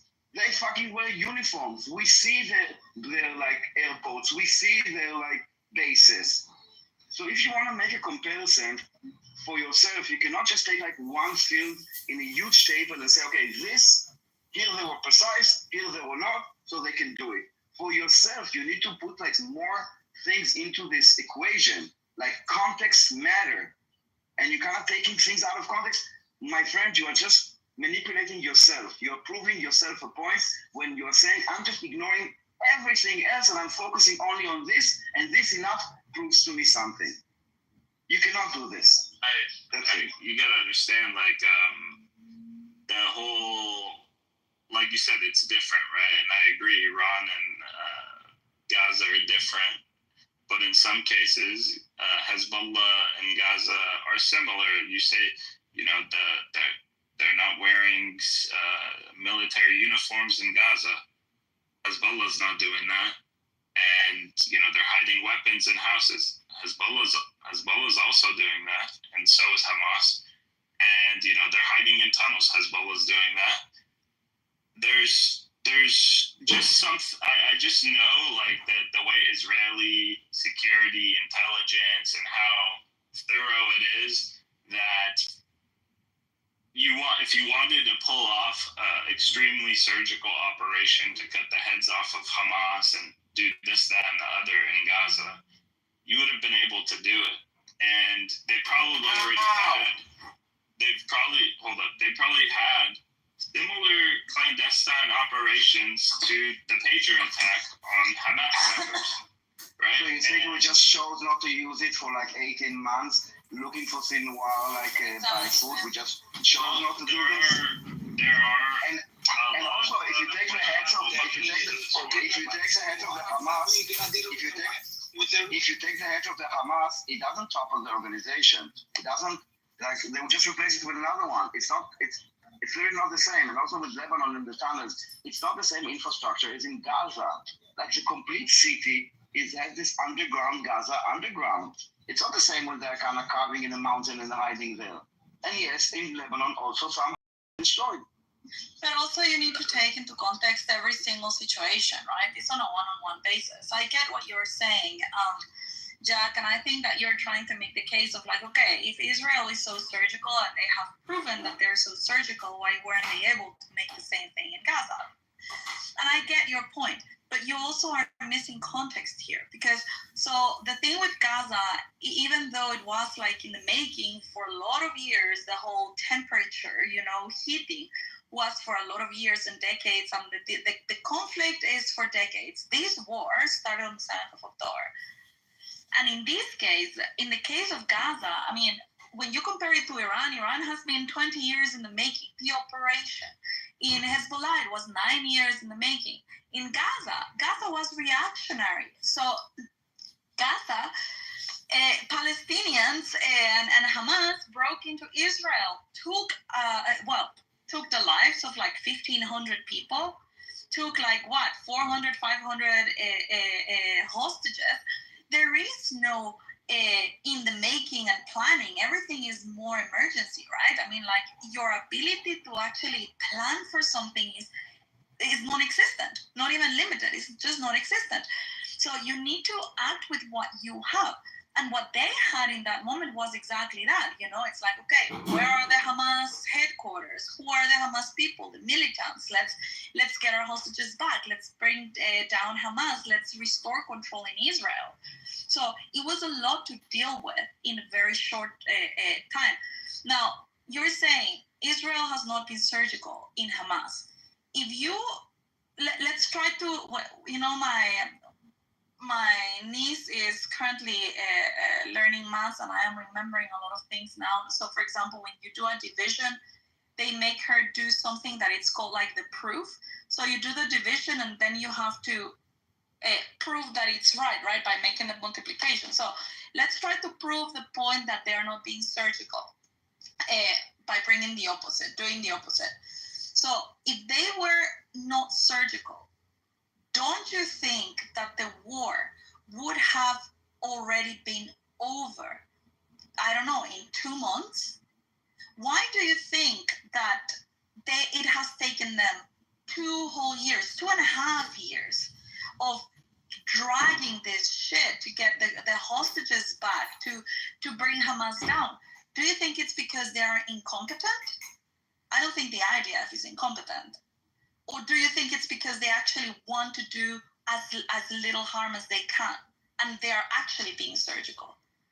I think that they want their hostages back, and they want to make sure Hamas won't exist in the way that it did before October 7th. And also, they probably want to eventually take some of the land in Gaza, maybe a quarter of it in the north, for what they call security purposes. I don't think they have a plan for the day after, and I don't agree it was surgical. I'm just going, I'm probably not going to convince you, so we can just agree to disagree. Yeah, that's fine. I'm not trying to convince you. I just want you to understand the way that we see things. You don't have to agree. You just have to say, okay, I understand where you're coming from. In the same way, when I talk to flat earthers, I'm not looking to see I'm that you have clarity of where they as well. Also, but I wanted to bring up, like you said, they had a short amount of time to deal with Hamas, but I don't agree with that. I think they had like 20 years, and they bring this up all the time, the Hamas charter, and although it did change in like 2017, they never stopped being the group that wanted to take over Israel from the river to the sea. They never. Yeah, but the difference is, Jack, the difference is that the Israeli public and even the Israeli government, like, my sense is that they were lulled into a false idea that Hamas actually didn't have the capabilities to do something like this. It was every couple of years, they're going to fire rockets every couple of years. They'll go in, bomb some rocket launcher sites, and that'll be it for another 2 years. Nobody thought Hamas had the capabilities of this, right? Everyone got fooled. So again, the whole situation is so different. Urban warfare versus right? There's no Israeli soldiers on the ground in Iran. There's Mossad, but there's not foot soldiers. It's not infantry, right? The way to handle an urban warfare is very different than when you can bomb from the air. All of those things. And another thing I'll just mention, the way that Gaza plays politically in the Israeli public and the way that Iran functions in society in the Israeli public is very different. Very different relationships to those two ideas. Right? For 40 years, Israel and the West has been trying to stop Iran from getting a nuclear weapon. 40 years. Real quick, Caleb, on the idea, maybe I'll give you this. Maybe they were, the Israeli intelligence community was being a bit reckless, or I don't think they were under, and I think they knew that there was this kind of styled attack in the making, and they had intelligence. The Shin Bet had intelligence. The Mossad had it. Maybe they didn't think that intelligence was serious enough, or that it was an immediate threat. But they The knew. conception was that they thought that they would be deterred. Just a second, man. I've read enough about certain articles about how there were prior warnings, not even just the day before or anything, but months and a year before, and there was a lot of signals that the Mossad and the Shin Bet had about this style attack being in the works. But my other point is I'm pretty sure there might be elements of people in Israeli society or even the government that maybe got comfortable with the Hamas there, or didn't, thought they were neutered, or they had been deterred. But I don't think anyone in those Mossad ranks or Shin Bet ranks were less threatened by Hamas, and I'm pretty sure people in Mossad had already had plans over the last 20 years to do something to that group if they needed to at some point in the future, like they did with Hezbollah. I don't know exactly what, but I just know It wasn't. about I don't how think. this goes. I don't think that's right. And intelligence, dude. I mean, look, the security failure of October 7th will run, first of all, out and will run deep, right? So if what you're saying is right, my question is so who ignored the Mossad? And why did they ignore it? Right? If what you're saying is right, and I think on this point, we have to say Bibi Netanyahu. We have to talk about, right? We have to talk about all of that stuff about him keeping himself in power and his trial and Smotrich and Ben-Gvir and all of these alliances and things like that, and how that functions and works with Hamas. It's a political, right? That's a major factor, probably to why. God, my dog is being such a bitch right now. Do you know what I'm saying, Jack? Nobody in Israel disagrees that we should have taken out the nuclear sites in Iran. Nobody. Oh, I know that. Do you think we will ever know exactly what happened on the 7th of October? Because that is something that is bothering my stomach since it happened. It's I don't even want to imply that Israel planned this, of course, but it's just annoying to believe that the best army in the world, this fence where no cat could get close without the alarms going off, that actually was broken into. So do you think that we will ever know like exactly what happened on the 7th of October and who is responsible for that. We will know, but I think that what people maybe don't understand, it's not like a guy at the fence. It's an operation that part of it was the overwhelming, okay, which is also what Iran wanted to do.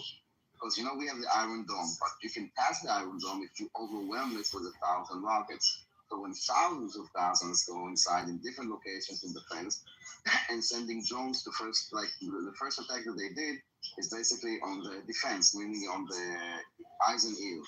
They blocked they kind of bombed with drones the eyes, the cameras and stuff like this. And then, they started attacking from different locations.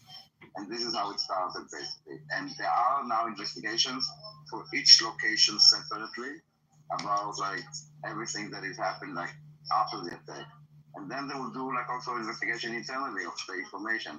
But in the end, in intelligence, yes, there are signals, but you don't always react on signals because sometimes signals are meant to see how you would react.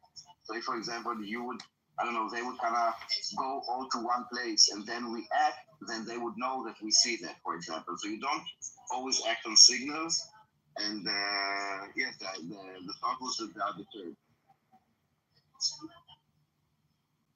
Okay. Yeah, I would like to actually, I would love for all of that to come to light, because, and if there were people responsible, they should be punished, even if that was, I don't know, Netanyahu's responsibility, there needs to be people responsible for what happened.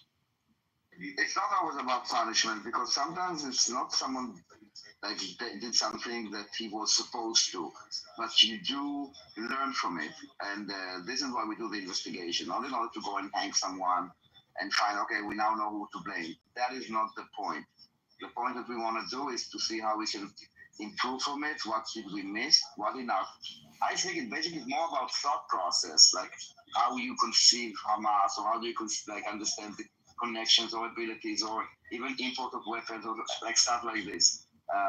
So they will understand how they got things wrong, but I think it's more systematic than finding one person. It's too decentralized to be one. Yeah, it was a chain of events rather than just the fault of one person. But yeah, to learn from it, to every time that something happens, even now in Gaza, every time the soldiers die, so it's immediately an investigation, what was done in the procedures, how did you approach the house, what things did you do before, did you send first a dog and then a drone inside, and then they kind of see what in the procedure was not wrong, so it will not happen again. For the same reason, I have trouble, believing that it could have been planned because it is so decentralized and it would depend on so many people that you would have needed that all of the idea would have to agree that there is a breach and that there will be all of these people, hundreds of people killed, right? I mean, it would have to be too many complicit people, and there's no way that you would get all of these Israelis to agree. In an organization basically of people sacrificing their life. It's all about brotherhood. Exactly. You cannot go inside. It's all about money. We're not a professional army that anyone can just sign in and come out. This is the livelihood of the people. Every single person is in the IDF, right? And also with people saying Netanyahu decided, also Netanyahu is not making, he's not a dictator that can make all decisions. Yes. He said that there are nuclear bombs in Iran and he sent the army. He's not an Ayatollah. No one would go if the Air Force, at the end, it goes to intelligence, they need to find the sites, they need to find, what ammunition. There's a lot of, stuff going on, except, he said, go bomb Iran, they have nuclear bombs. It's so stupid. So. Yeah. Yeah, but that's. I mean, I would really I think that you guys can do a movie. The failures of the IDF on the 7th of October to see what went wrong. But I would definitely love to see a documentary or something about it. Because it's very interesting. I want to see a movie about Rising Lions, about the operation, the beginning of the operation in Iran, the first night, how it happened. and on the people, like how it On the was video, planned, I how was it thinking happened. about that. That would be amazing. The But also video the whole story. one. I mean, also the story of the like of the entire Mossad in the IRGC and having like a base of drones and starting the attack where the drones are attacking the defense system and planes coming with refueling from after we carved the way through Syria because Assad fed. It's such a domino effect. And you know, Iran is part of the China, Russia, North Korea kind of ally, which a lot of Americans also don't see, that there is an alliance between those, like this axis of countries. And when one of them falls, it weakens the axis. There should be Good for America. a full series, on Mossad and IDF and each operation. That would be amazing. I would be hooked.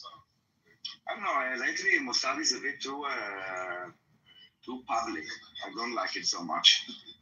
Yeah. I like it when you never knew if it was Mossad or you didn't know if it was Mossad. It's like they're speaking too much. it's more like a mind fuck. Like, how did it happen? Like, how's like the reactor fail? Like, well, like who did it? Like, I don't know. Maybe it was us.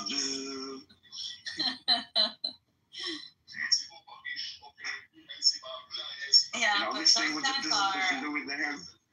are ridiculously intelligent. Like, it's amazing, the minds of those. I mean, you have to be fucked up in the head as well. You have to be evil in order to think like evil, right? I mean, this is it's a lot of projection. Listen, yeah, exactly.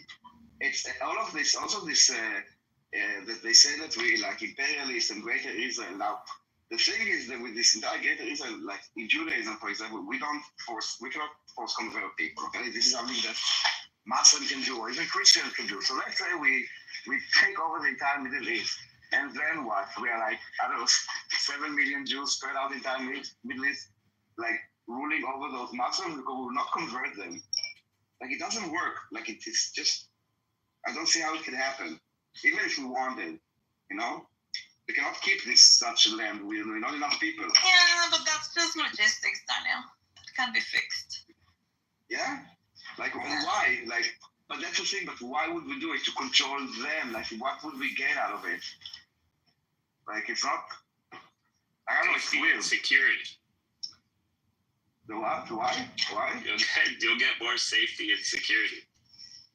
A buffer. Like, do you think, like, let's say, we'll put like, I don't know, a Jewish prime minister in, I don't know, in Syria, around, like, around him, all of them are, like, Muslims, some of them jihadists, and, like, in fact, I tell you now to do this. Like, fuck you, bitch.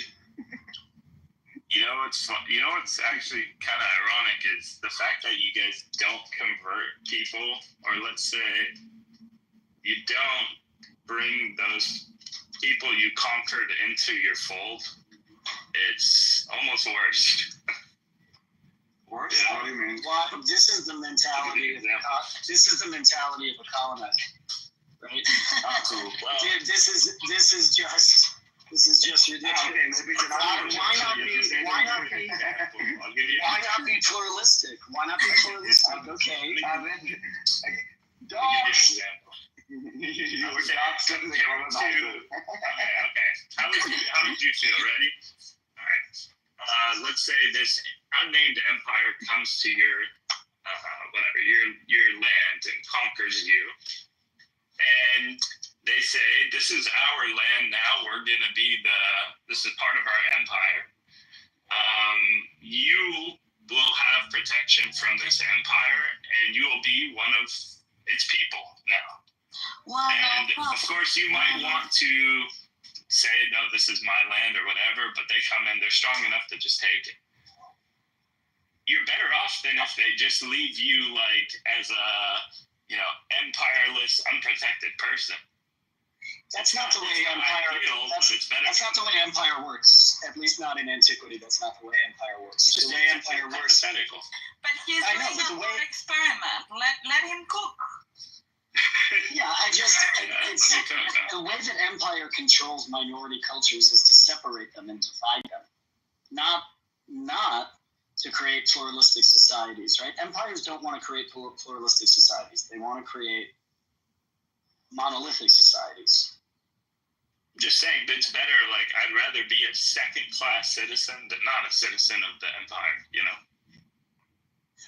Do you know anything about Jewish history? Do you understand how long we lived as no citizenship in all of those places? Do you understand that? We understand really well. I'm just curious. Because your thought experiment is actually proved out by history. Yeah, okay, so wouldn't you rather be part of an empire that makes you, I mean... Why would the empire conquer the land? I guess I don't understand the scenario, right? The empire comes and conquers us and conquers the land and then just says, you're on your own? No, Yeah, but it's an empire. basically- Look at the UK, for example. I mean, they had colonies everywhere. They were spreading their values and their thoughts and their costumes and all of this, right? And they allowed them to have autonomy, but they had, they ruled those places. Yeah, and And also, they did well. it's better to be someone, even if it's a second class, better than no class. Like, if I was living under an empire, but, you know, once in a while, random people from outside the empire can come and just raid my village and kill me without any repercussion because the empire that controls my land doesn't care because it's me. That's worse than, you know, having some protection from it. So then I never want to hear you critique again the condition of Israeli Palestinians. Don't be authoritarian, Caleb. Well, No, I'm just saying. Do you understand my point? In other words, no, I'm okay, being specific. it's better. Right, that's what I'm saying. It's better than not, right? But it doesn't mean it's ideal, right? Like, a second class is better than, or first class is better than second class. We have a second class is saying- better than nothing. We have a saying in Spanish that says it's better to be the tail of the lion than the head of a mouse. I don't know if it makes too much sense. That makes sense. Yeah. That makes sense.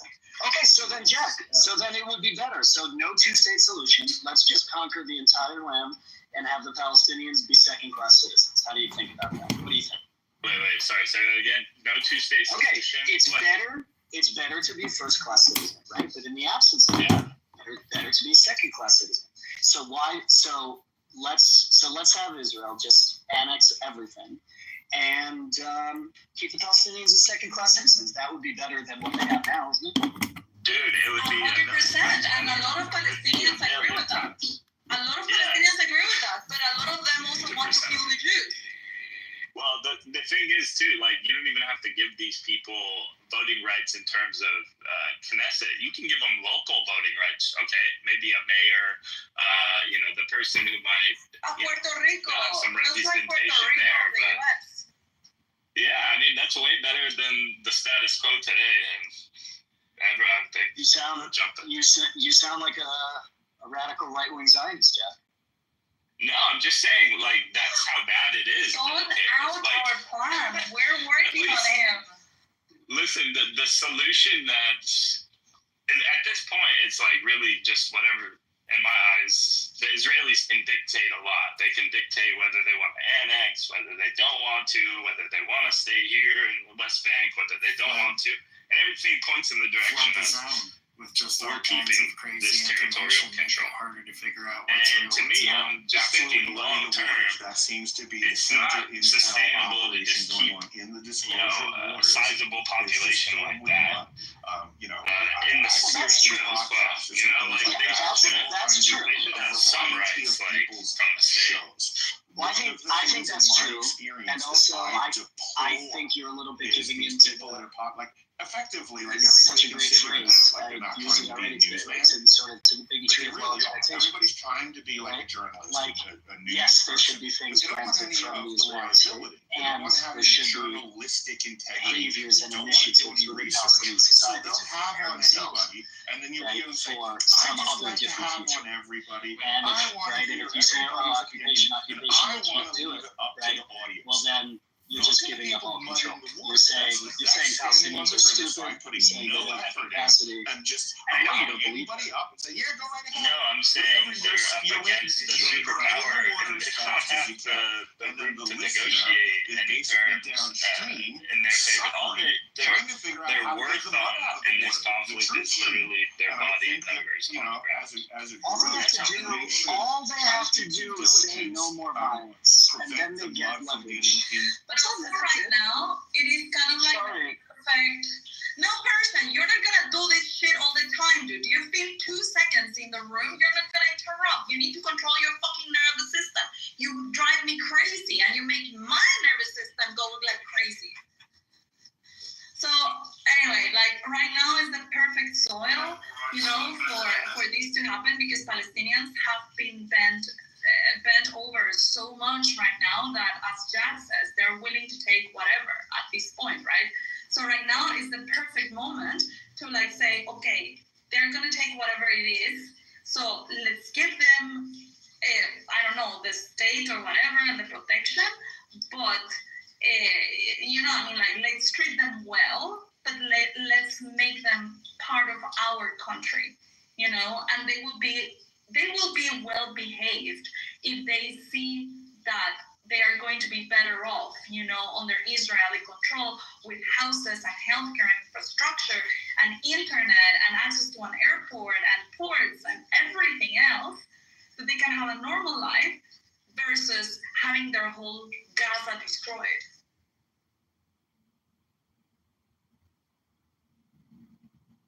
It's better than the status quo, 100 times better. Yeah, but the status quo could change for the worse, right? I agree with you. There's only two things: change the status quo or not change the status quo. But if you change the status quo, you could get the new Ben Gvir status quo, and that wouldn't be bad. That wouldn't be good for Palestinians either. But the status quo is because of Israel. Your mic is so low, Simon. It's really hard to hear you. The status quo is not because of Israel. Sure it is. Simon, can you not talk so loud in my ear, please? Yeah, no, I mean, like, the reality is that, like, this all stems from Palestinians' values. Like, the reason that they're in the mess that they are in is because of themselves. It's astounding to me that even, I appreciate that you said it. You said it well, as you usually do. But it's astounding to me that continues to need to be said. Yeah, but I don't agree with that. I don't agree with that statement either. Yeah, I don't agree with that. It takes two to tango. It takes two to tango. We all did this together. Well, I think no, we did this together, Sander. I agree with you both. Can't I agree with both? I think the Palestinian, they're incontrovertible positions. Yeah, he's blaming one side, and Caleb's saying, well, both sides have their own. Well, we did it together. I think we did. What did Israel do? What did Israel do? Well, Israel. Simon, your mic is so hard to hear. Simon, you gotta stop shouting, Simon. Look, I think that both can be true. The way that I see Caleb is true is that both Israel and Palestine contributed. The way that I see Simon is true is to say that the Palestinian perspective is a problem. I just need to say this. When Simon speaks, you all need to shut the fuck up, because at this time of night, if he yells, which is why he mumbles like this, if he yells, he's gonna get a divorce. So that's the reason why he can't, because his girlfriend is gonna kick him out. That's right. Okay, fair enough. Yeah, so wait, so what did Israel do? What did Israel do? We need to explain the whole room to you right now, Simon? No. I mean, honestly, Simon, come on. This is so one-sided in my mind that, I'm just curious to hear what he thinks